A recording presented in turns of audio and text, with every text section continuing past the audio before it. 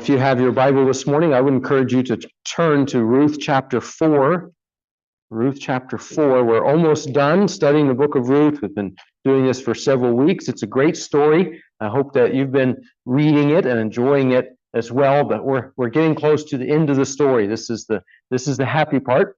As we start this morning, I just wanted you to think for a minute, and in our culture, at least as far as I know, we don't usually think about love and marriage in terms of negotiating or making an arrangement between two parties or two families, but really throughout most of history, at least in every culture that I know of, and in most times in history, that has been a significant consideration. That's been part of what was happening when two people would come together. In fact, in many places in the world, that's still the case today. And that's not to say, when I say that this morning, it's not a choice between people falling in love or having some sort of an arrangement. I think that's a false comparison. We may still think about arranged marriages as something maybe that parents did and the individuals didn't have a choice. But throughout most of history, that's not been the case. It's been a combination. That certainly there was affection for one another, there was love for one another, but we recognized as well that this coming together of these two people would have implications for generations to come,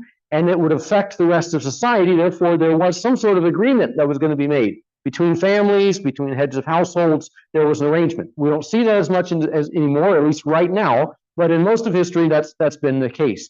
Today, we're going to read the last chapter here of the book of Ruth, and this is both the triumphant resolution, it's the happily ever after of this story. It is a love story, and it does have a happily ever after kind of ending.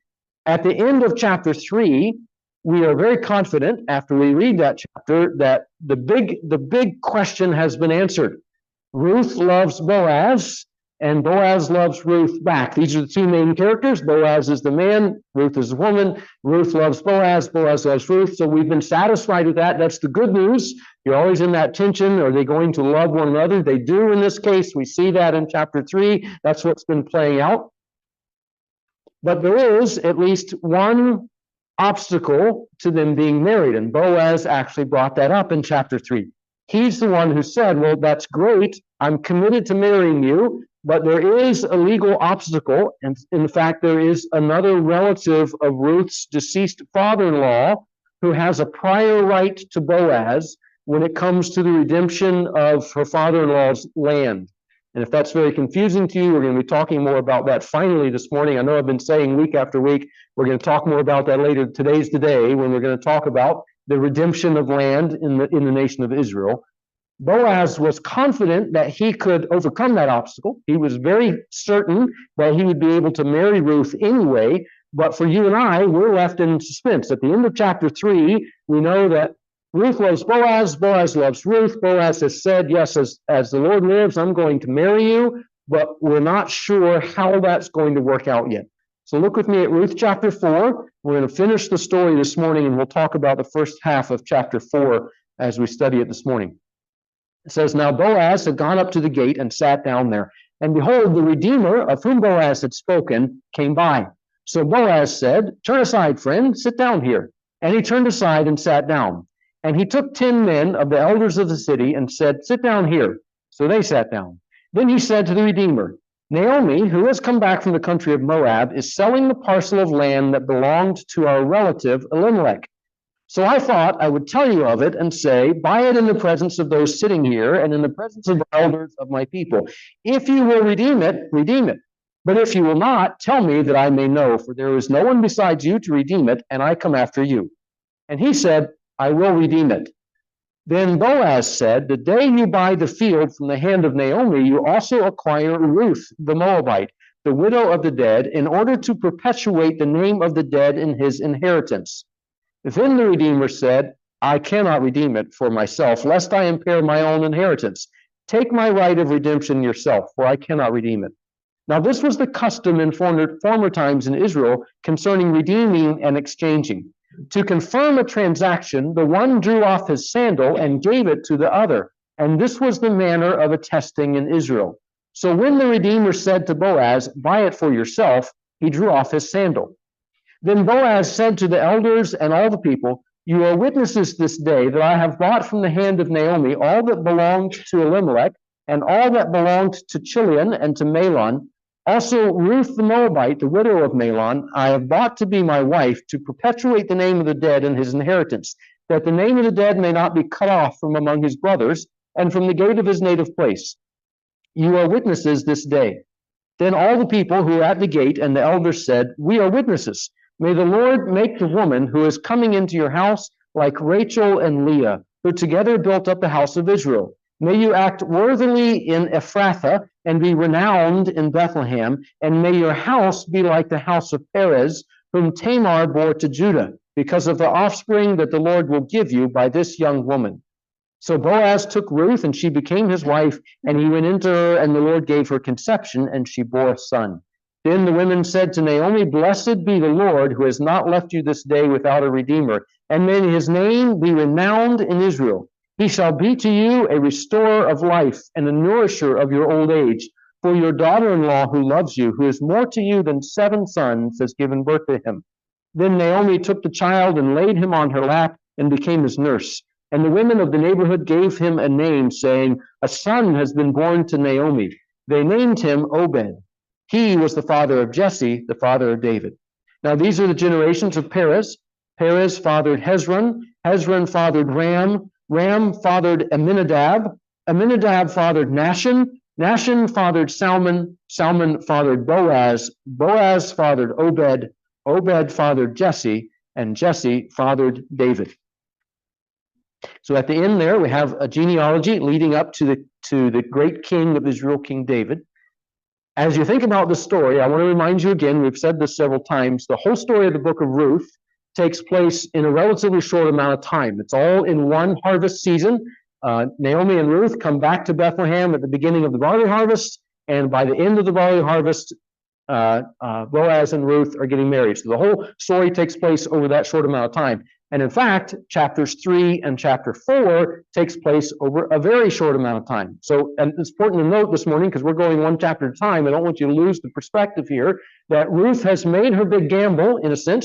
She made her risky move where she came to Boaz and she put everything before him. She said, Take me under your wings. She expressed her own affection for him, and she put all of that on the line that night. She came to Boaz as he was sleeping by his harvest there out at the threshing floor.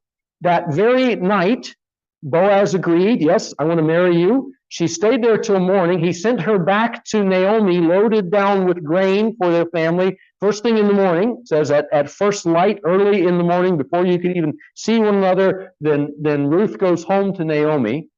As soon as Naomi sees what has happened, that Boaz has sent her back with all this grain, then she's confident. She knows. She says, Look, he won't rest today. He's going to settle the matter. So this is that very morning. All this has happened in just a couple of hours, right? Boaz sends Ruth home with the grain. Then he gets up. He gets himself ready. I've got work to do today. He goes into Bethlehem to seal the deal.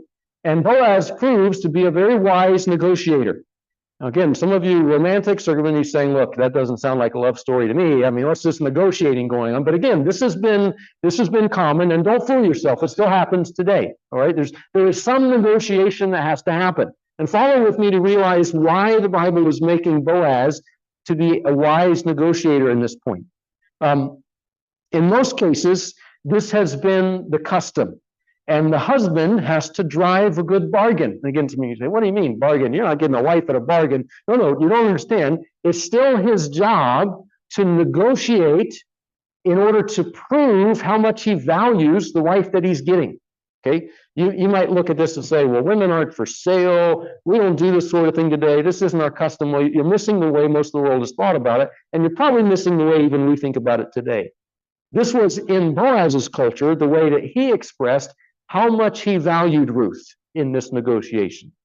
In this case, Boaz is presented, I think, as a wise man. We've already been told that he's worthy, right? And we talked about what that word means. The King James says it means he's a mighty man of wealth, which he certainly was. He owned lots of field, but he's more than that. He's an honorable person. He's a worthy man. Now we see that he is also a wise man. He comes to the gate of the town, and he's recognized as an elder. Now, again, we've talked about this a little bit. We don't know exactly how old Boaz was at this point. Most people recognize that he was significantly older than Ruth because of what he says in chapter 3, when he says to Ruth, well, you could have gone after the other young men who were eligible. So Boaz was maybe in a slightly older generation than her, nothing inappropriate, but older than she was. Remember, she was already a widow by this point as well. But we do know by this fact that Boaz is considered an elder. To sit in the gate of the town of Bethlehem was the place where they had their court. This was where you would transact business in town if someone had been accused of a crime. This is where that would have happened. You would come to the gate of the town and you would present your case. So what Boaz is doing here is not just a casual meeting. He's assembling the jury. He's bringing the court together. He says, look, we've got official business to transact. If you were going to buy a parcel of property in Benson County, you would go to the county office, you would get a witness, you would sign a deed that would be registered and recorded with the county recorder. All of that in Bethlehem is wrapped up in the gate. Do that in the gate. There's a judge, here's the witnesses, here's the recorder. It's all going to be transacted here in the gate of the city. So Boaz shows up, and he is recognized as one of the elders, and he begins calling together the people that he's going to need to transact this. And remember, he's getting it done quick. It was just that night that they've made the deal. He's just made his proposal, so to speak, and we would say in our terms, that morning, they're going to arrange everything so they can be married. Boaz then hails the man who had the right of redemption over Elimelech's land. So he knows, by the way, I pointed this out last week, Boaz was already interested in Ruth, and we know that because as soon as she says that she's interested in him, he says, I've already researched this, and there is one objection, right? There is somebody else who's closer in line than me. Boaz knows exactly who it is. He knows exactly that he'll be coming by the gate in Bethlehem that day, and so he hails him. He says, hey, look, I've got business to transact with you. There's something really interesting in this, and by the way, I don't just come up with this stuff. I'm reading other people, I'm learning from them. This isn't my idea here, but there's something very interesting. If you have some different translations of the Bible, you might have recognized this already. In the ESV, it says that he says, turn aside, friend, and sit down here. If you have the NIV, he says, come over here, my friend, and sit down here. He says, he's just calling the guy, right? He says, hey, come here, I need you to sit down. In the King James Version, it says, ho, such a one. Sit down here. It's kind of interesting. He says, such a one. What's interesting here, he doesn't name him. He's never named in the story. And in fact, the Net Bible, and I'm kind of driving down to a point here, he says, come here, what's your name? And sit down. In the Hebrew, it really is, as one person said, Mr. So-and-so, right? He's never named. We're never given who his name is. In fact, my favorite one, I was listening to a teacher named Miles Van Pelt, who's a Hebrew scholar, Old Testament scholar, and he said, he must be my own generation, he said, this is essentially Mr. T saying, yo, fool. He said, this is not his title, right? It's not his actual name, and the Bible is letting him remain anonymous. He's just Mr. So-and-so, this guy, yo, fool. Come over here and sit down. And we maybe lose that a little bit in the ESV when we call him friend. Boaz might not have been quite that warm. He says, okay, hey, whatever your name is. I can't remember your name right now. Well, this is kind of the rivalry, right? Boaz is interested in Ruth. He's already beginning to get himself up ready for this negotiation, right? And he says, hey, what's your name? Come over here. We got business to translate. He's never named. He misses the chance of marrying Ruth. So in some ways, he's going to be the bad guy in the story. And you don't have to make it personally against him. There's nothing bad about his character, but he's going to be contrasted with Boaz, who does things right. At the end of the story, we realize that had the other man married Ruth, maybe he would have been in the line of the Messiah, in the line of the Savior. And we're not questioning God's providence. We're just saying that the Bible is presenting us, here's the two options. This guy didn't know what he was about. Boaz did know what he was about. Boaz is, I think, presented as a wise man. He gathers 10 of the elders, it says. So he gets the other elders in order to transact this business. If you go back into the law and read what Moses said, Moses made it so that in Jewish communities, a town was assembled when you had 10 heads of households, 10 families. In fact, even into the New Testament era, that was the qualification in order to have a synagogue. If there were 10 Jewish families in the community, then you had a synagogue because you had 10 elders. That was the community. go all the way back to when Moses' father-in-law told Moses, look, this is too big a job for you to judge all the people. You should divide the nation up into groups. You should have leaders over hundreds, over 50s, and over 10s. That was the smallest group. So Boaz, living in a small town like Bethlehem, says, look, we need to get 10 elders together because we're going to transact business, and that will be the total town council. That will be the complete number of people we need to make this legal. Remember, in many Hebrew collections of the Old Testament, as we said last week, Ruth is placed immediately after Proverbs. And that's interesting. We've said there's a couple of interesting reasons for that. Number one, we notice that Ruth then becomes the worthy woman of Proverbs 31. Proverbs ends, who can find a worthy woman, a wife of value? And then we're introduced to Ruth, who's the worthy woman. She's that person. It's also interesting that Solomon wrote the book of Proverbs, right? And Solomon is great-great-grandson to Ruth. There's a connection there. And I would say one more is that Boaz is presented as the wise man from the book of Proverbs. If you go back and look at Proverbs, if Solomon has all this wisdom he gives to his son, Boaz must have lived that kind of life. And here Boaz is the wise kind of guy you would be if you lived according to the wisdom of the book of Proverbs. He's a wise negotiator. He's not dishonest, he's not manipulative, but he does get what he wants, and that's what he's there to do. I don't want to get unnecessarily political here, but this is the art of the deal when it comes to negotiating for Ruth's hand in marriage. And Boaz has a strategy. He has two main planks in his strategy. Number one, he makes his goal total redemption. So Boaz has a goal here. I'm going to go all in on this. There's a couple of different, maybe main ways you can negotiate. You can do piecemeal. This is the way we usually expect our ambassadors maybe to be doing, or a peace agreement to be signed after the world wars, right? Everybody gets their foreign minister over there and they hash it out. This is the way they work things in Congress, supposedly, if Congress ever works. But right, they're supposed to hash things out. You get a little, I get a little, you don't get everything you want, I don't get everything we want. Or you could do the totally opposite way of negotiating. This is the way maybe sometimes it's done in business. It's all or nothing, right? Here's what I want. I either get everything I want or I'm out. Okay, it's a big risk, but Boaz, in my opinion, takes that kind of risks.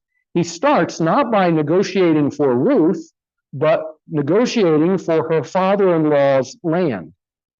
Now, this whole scene is going to combine two parts of the Old Testament law: redemption of the land and what we call levirate marriage. So in this first part, let's talk about redemption of the land a little bit. We're going to go back to the book of Leviticus, and you can read this with me here. This is the law of Moses given to the people of Israel. He tells them that when they come into the promised land, this is how they're to handle the inheritance that each family gets. They're going to come into the land that God gave to their families. They're going to divide it up among everybody, and that's going to be your family land forever. It'll go from the fathers to the sons, to the sons, to the sons, on and on and on. But he says, in all your country you possess, you shall allow a redemption of the land.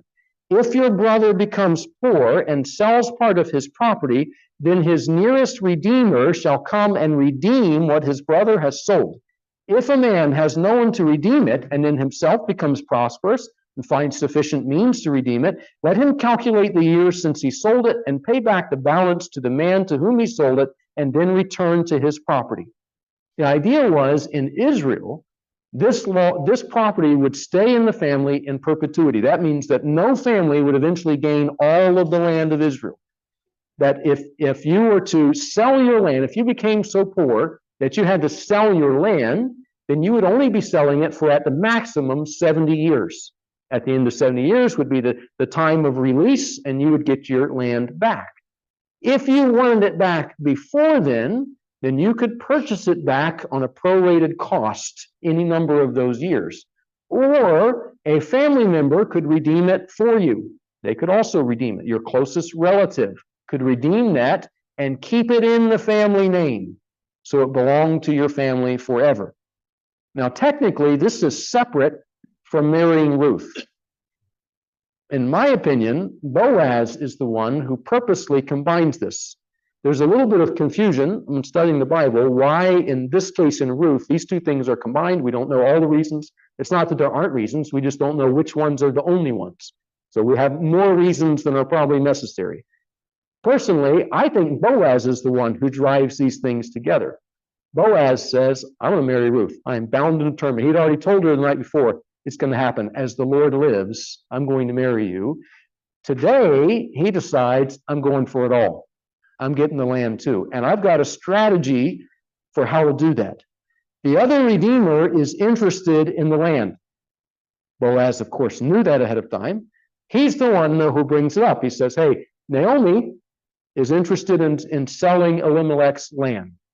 You and I are the only people who would have the first choice to redeem it, and you're ahead of me. If you're interested, go for it. Today's the day. Make the deal, because I'm interested too. If you're not going to do it, I'm going to do it next. And the other man says, I am interested. I would like to do that. In fact, this would be one of the rare ways to permanently grow your estate in Israel. So if you can follow along with me carefully, if the land belonged to your relative and you were the next redeemer, but it had the owner had died and he had left a widow with no children, then in the year of Jubilee, in the 70th year, there would be no one for it to go to. In other words, this would be one of the rare ways to permanently acquire a piece of property. I mean, this is a legal loophole that you're not going to come across every day. So when Boaz says, hey, you're next in line, are you interested in this? The guy thinks about it and he says, well, yeah. I mean, this is one of the only ways to actually grow my estate permanently. I'm in. Yeah, I'm very interested in this. I'll buy it. I'll redeem it. Now, for Boaz, this is like putting all of your chips in the pot in a poker game. This is Boaz sweetening the pot. Now, I'm not a poker player. I'm not even that good for strategy. But typically, when someone does that, they do it so other people will bet more also, right? You're saying, I think I can win this. I don't only want to win a little bit. I want to win a lot. If I put in more money, he'll put in more money. I'm sweetening the pot, they call that. Boaz here is sweetening the pot. He says, let's start with the land. Are you interested in the land? The guy says, I am interested in the land. Boaz has now raised the stakes purposefully. In human terms, this is a risky move. And I thought, maybe it's good Ruth wasn't there to see it, right? Ruth would have been biting her nails. What in the world are you doing? I don't know that these had to go together. But Boaz knows exactly what he was doing. That's why he sent her home for the morning. You go home and get ready for the wedding. I'll take care of things. I'll be back in a little while. He knows what he's doing, and he puts everything together in one bold move. But in another sense, outside of human terms, it is the same way that God accomplishes our redemption.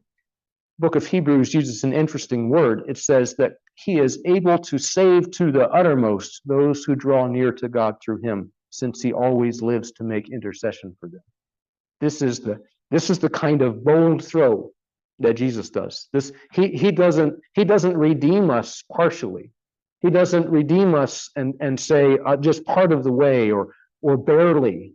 It's a bold throw when he does it. That he did it all at one time. He suckered the enemy into putting all of his cash in, and then he beat him. This is a sense in which Jesus does. By the way, I think, and we were joking about it before, but I think this is thematically why the other man is not named. Again, he's not the enemy. We're not here to say he was a bad character, but we're going to make a comparison here where he loses, and he loses bad. And it's because we draw a much larger comparison when we think about the salvation, the redemption that Jesus purchased, and he raised the stakes.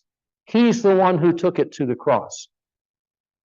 Remember, if Satan had known what Jesus was going to accomplish on the cross, he would not have agreed to that. But it was Jesus himself who raised the stakes and said, let's make that play. I think I can win even in that way.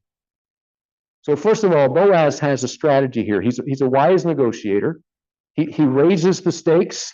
He sets his goal for total redemption. Secondly, he succeeds when he humbles his rival. And again, this is a reason we don't name the rival here, because part of the purpose of the story is that Boaz, in a sense, humiliates him. He joins the issue of redemption of the land with the issue of levirate marriage. So now we're going to talk about the other thing I've been saying for weeks. But we're going to talk about that later. This is the time. So we talked about redemption of the land. Now we're going to talk about this other legal issue that's here at the end of the book, and that's the idea of levirate marriage. Now I'll give you an out. You can crow over me. I've always wondered, does that have to do with Levites? But it actually has to do with the Latin word levir, which is brother. Okay, so it doesn't have anything to do with Levites. It just has to do with brother, and you'll see why here in a minute. This is where we get the concept of levirate marriage from Deuteronomy chapter 25. This is a little longer, but you can follow along with me. Moses said, if brothers dwell together and one of them dies and has no son, the wife of the dead man shall not be married outside the family to a stranger. Her husband's brother shall go into her and take her as his wife and perform the duty of a husband's brother to her. And the first son whom she bears shall succeed to the name of his dead brother, that his name may not be blotted out of Israel. And if the man does not wish to take his brother's wife, then his brother's wife shall go up to the gate to the elders and say, my husband's brother refuses to perpetuate his brother's name in Israel. He will not perform the duty of a husband's brother to me. Then the elders of his city shall call him and speak to him. And if he persists, saying, I do not wish to take her, then his brother's wife shall go up to him in the presence of the elders and pull his sandal off his foot and spit in his face. And she shall answer and say, so shall it be done to the man who does not build up his brother's house. And the name of his house shall be called in Israel, the house of him who had his sandal pulled off. I don't know if that sounds as bad to you as it did to people in Israel. It may not sound as bad to me, but you can tell that it's a slight, right? He who had his sandal pulled off. It means he who was shamed in this case. So Boaz intentionally combined these two concepts in the law because Naomi had no living sons. Since her daughter-in-law was living, then Elimelech could still technically have a legitimate heir. I know that's getting kind of complicated, but Boaz is the one who recognizes, wait, Ruth, now this is where it gets providential. Ruth, having come back with Naomi, changed the legal strategy. Had Ruth not come back with Naomi, Naomi had no chance of getting this land back. The other redeemer, the one whom Boaz is talking with, he would have been able to redeem this land. He could permanently add it to his estate forever. It would be for his descendants now forever. Elimelech's share of what would be the land in Israel would be gone forever. Because even when the year of Jubilee came, there would be no one to return it to. It would now totally belong to the other person. But Boaz is the one who has the boldness to say, though she may be a Moabite, we do have the wife of Elimelech's oldest son, and she is not past childbearing years yet. Therefore, she can provide an heir for Elimelech's estate. This is not able to be permanently removed from Elimelech's line. I know that's kind of complicated. If you don't care about legal stuff, then you can just drop that part, but that's what's happening here. That's what's going on. That's the bargain that Boaz is driving. Now, the rival is unable to take his part of the deal. In the poker game, this is he folds, he loses, right? Boaz is the one who said, oh, it's about the land. And the guy says, well, I want the land. I want to add the land permanently to me. And then Boaz says, okay, good. Then if you want the land, you have to marry Ruth, the Moabite. Remember, Moabites weren't acceptable to the people of Israel in most cases.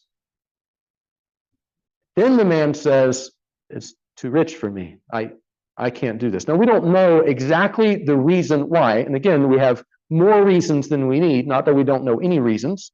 He's unable to take part of the deal. Either partially, maybe it would harm his own marriage. By the way, when we study levirate marriage, there's also often some confusion. There's not necessarily an assumption that the next brother would be married and would leave his wife to have another child, or would take two wives. Many people assume that would be the case, and certainly we do see polygamy in the Old Testament, but that's not necessarily what's being advised.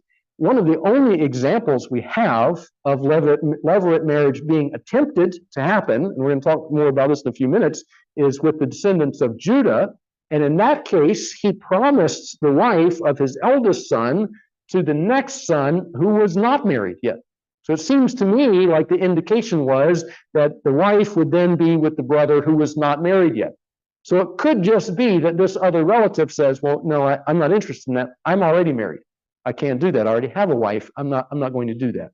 Now, again, we know that some people took more than one wife in this era in the Old Testament, but it never was a smart idea, and it never turned out well. May have been this guy was just smart enough to know, hey, there's no amount of land that would be worth what that's going to do to me. No thanks. I'm not interested in that.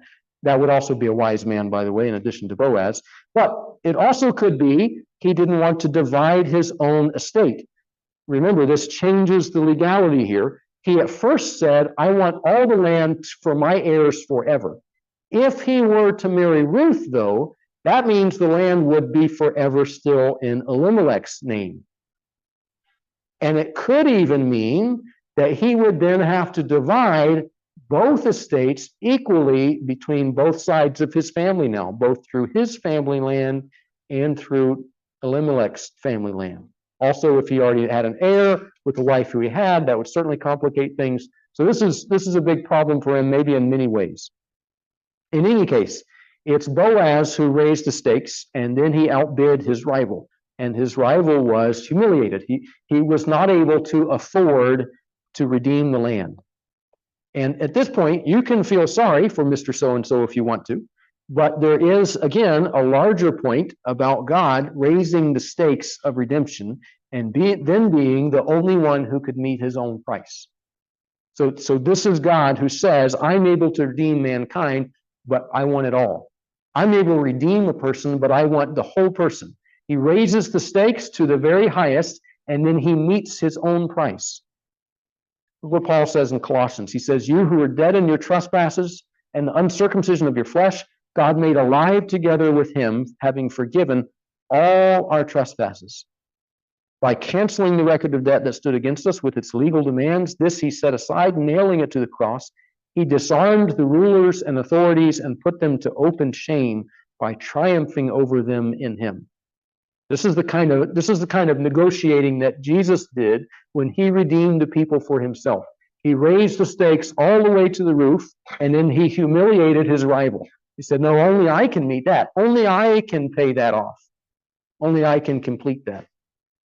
And again, we don't have to hold that personally against Boaz's rival, but that's why he's not named, so that we don't have to make it about him as a person, but we're simply seeing that Boaz, in many ways, did what Jesus himself would do spiritually for us. Now, a couple more things to notice in this passage before we wrap up for today. It's important to understand that Ruth's redemption was both public and permanent. So we see here that there is a ceremony for what's happening. We've already read in the law that if someone did not fulfill levirate marriage, that the woman was to come and take off his sandal and spit in his face. Now, there's some real problems with that happening in this case. Number one, it wasn't exactly levirate marriage, right? Because this was not Mahlon or Chilian's brother. This was actually the nearest redeemer. So there was not an exact equal in the law here. That may be one reason why Ruth doesn't pull off this sandal and spit in his face. But there's another reason, which is no one in Bethlehem would have put up with that. Ruth was appreciated. Boaz says that everyone recognized that she was a worthy woman, but she was also a Moabite. There was no way that Ruth was going to come to the gate of the city and pull off the sandal of an Israelite and spit in his face. It wasn't going to happen. Even if it had been brother to her first husband, that wasn't going to happen. But there is something very similar that happens. In fact, the Bible says this is actually the way they confirmed a deal anyway, that the rival immediately took off his own sandal and gave it as a pledge. Now, again, I don't know all the history for that. There's some conjecture about what that meant in Hebrew, especially for land deals. It might have been, some people honestly think that it was saying that the sandal that I have trod on this land with, like this is my land, that I walk on this land, I now give to you. I don't know. That's certainly plausible. It could be. But in some ways, this is like the recorder's office stamp, right? This is actually, could very well have been something that Boaz kept, the family kept, to say, if anyone ever asks, wait a minute, I was looking in genealogical records. I don't know how Boaz ended up with this. He was the second redeemer. What happened to the first redeemer? Bring out the shoe. See here? Here's the deed. This shows we were given proper access to this property. I don't know exactly why, but that appears to be the way that this man says, okay, I'll never bring it up again. It's over. It's permanent. We've satisfied it. Boaz then makes those present the witnesses. He'd already arranged the 10 people there, and apparently there were others as well that the Bible refers to. He says, okay, now you've seen what happened. All of you are witnesses, right? This is a public ceremony. I have both purchased the land, I've redeemed the land, and I have redeemed Ruth. I'm going to marry her. I've got the legal attestation here. This is essentially getting the marriage license. If you're going to get married today, you go down to the court, you get a license, you pay a few dollars for that, you bring that license to the wedding and have it signed by 2 witnesses. This is Boaz drawing that document out in front of the witnesses. Here's my legal right to marry Ruth. Isn't it interesting that this is the work of God in redemption? And again, the parallels get really strong here. Don't you understand that this is the reasoning behind Jesus's public execution on the cross? And the New Testament is very clear about this. The apostles were clear that Jesus had to do this. It was necessary that he be brought forth. It was necessary that he make what Paul calls the good confession before Pontius Pilate. Why was all that pageantry necessary? Why did Jesus have to come before 2 tribunals or 3 different trials? Why did it have to be held up in contempt in front of the whole world? It was a public ceremony. God was calling witnesses to see. And in fact, that's exactly what the apostles would afterwards say. They would say, we were witnesses to his death and his resurrection. No one can ever bring this up again and say, well, how was that accomplished again? No, we were called to witness for what God was doing. And it yields a redemption that cannot be revoked. Again, what Boaz has done, he's a thinker here. He's done something that's unrevocable, okay? He has promised to redeem the land, and by marrying the widow of Elimelech's oldest son, he has permanently secured Elimelech's line's connection to that land forever. It's done. You can't get it back out now. The elders and the witnesses at the gate, they give 2 special blessings to Ruth. I'm going to go through these kind of quickly, but I think they are important. Number 1, they speak over her a blessing of fruitfulness. They say to Boaz, may this wife that's coming into your house, may she be like Rachel and Leah. We don't have time to do the whole story. You can go back and read it, Genesis chapter 29 and 30. If you remember, that is the story of Jacob. He's the father of the 10 tribes of Israel. He worked for his uncle because he wanted to marry Rachel, his beloved. His uncle tricked him, and he married her older sister first. Then he married the younger sister. The Bible is not suggesting that's a wise thing to do. It's just saying that's the way it happened to Jacob. Jacob then ends up having 12 sons, and the story gets very complicated. The sisters are rivaling with one another, so they also give their 2 handmaidens to Jacob. So between his 2 wives and their 2 servants, he has 12 sons: Reuben, Simeon, Levi, Judah, Issachar, Zebulun, Joseph, Benjamin, and then from the 2 handmaidens, Dan, Naphtali, Gad, Asher. These are all the tribes of Israel. That's what Israel in Boaz's day has been divided up into these territories because of these 12 sons. So the women of the town and the elders, they bless Ruth by saying, may she be like Rachel and Leah, who built up the house of Israel. Out of that difficult story, and it's not actually a fun story for Jacob, but the people of Israel looked back at God's providence and said, despite man's trickery, Laban's deceitfulness, Jacob's deceitfulness, despite the rivalry between those 2 women, God blessed the nation of Israel. And they even mentioned once again the word Ephrathah, which we saw at the beginning of this book. It's another name for the city of Bethlehem, and it means fruitful. So they're saying to Ruth a blessing over her that she will have children, that she will be fruitful. And we see at the end of this chapter that that is true. In fact, there are some traditions that say that Boaz and Ruth went on to have a bunch of children together. I won't say how many, I'm not sure we know for sure, but a bunch of kids. So she became fruitful. Secondly, they speak over her a blessing of favor. And this is even more complicated. Now they refer to the story of Perez. May your house be like the house of Perez, whom Tamar bore to Judah. If you go back to Genesis chapter 38, you're going to read a pretty sordid story. This is one of Jacob's sons, Judah. Judah has 3 sons. His first son, marries a woman named Tamar, but he dies because he's wicked before he has any children. So this is an attempt at levirate marriage. Judah says, okay, Tamar, you're going to be married to my next son then, Onan. But Onan refuses to have a child with Tamar. He won't do it. He doesn't want to give his brother an heir, because then he would have to divide the inheritance. His goal is to get the double share for himself. So he won't give a child to Tamar. So he dies as well. So then Judah says, well, my youngest son, Shelah, you'll have to be married to him when he's old enough, but he's not ready yet. Years later, when Shelah is old enough, it doesn't look like Judah is going to give Tamar to him. So Tamar, and here's where we're going to, I'll keep it G-rated, but Tamar conceives a child by trickery with Judah himself, with her father-in-law.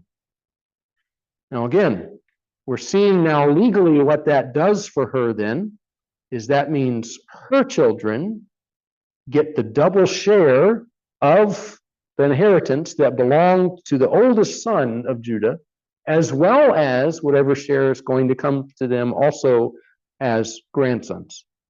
Now, when the people of the city bring this up, everybody knows this story in Israel. It's not unusual to them. You might say, well, that is kind of a disgusting story to bring up and speak that blessing over Ruth. But here's the deal. Tamar had 2 children with Judah. She had twins. So she was exceptionally fruitful. She had twins that she conceived with Judah. They were named Perez and Zerah. And there's a story told about their birth, that as she was giving birth, Zerah looked like he was going to be born first. And remember, they don't have an ultrasound machine, right? They're just doing the best they can to help her give birth. He sticks his hand out. Looks like he's going to be born first. And the midwife actually ties a string around his hand, the firstborn. But then the other baby comes out first. That's Perez. And they name him Perez, which means breach, that you've made a breach for yourself. It's kind of a weird name, but basically it's saying you pushed your way out. You wanted to be firstborn. You achieved firstborn. So even though Zerah has the string on his hand, Perez is the firstborn. He gets the double share of the inheritance. The people of Bethlehem are saying to Ruth, what you and Boaz are doing here, God's going to bless. He had a special plan for Perez. He had a plan that was more than what wicked Judah was doing. It was more than what his wicked sons and Onan were doing. That God, through all of those people's evil and trickery and manipulation, he had a descendant, Perez, whom he favored. And it's totally by grace. No baby is born first of their own will, right? It's kind of a joke to say that Perez made a breach for himself. He didn't know what he was doing. This is all indication that this is God's favor. And now the town is speaking over Ruth. I think God is favoring you.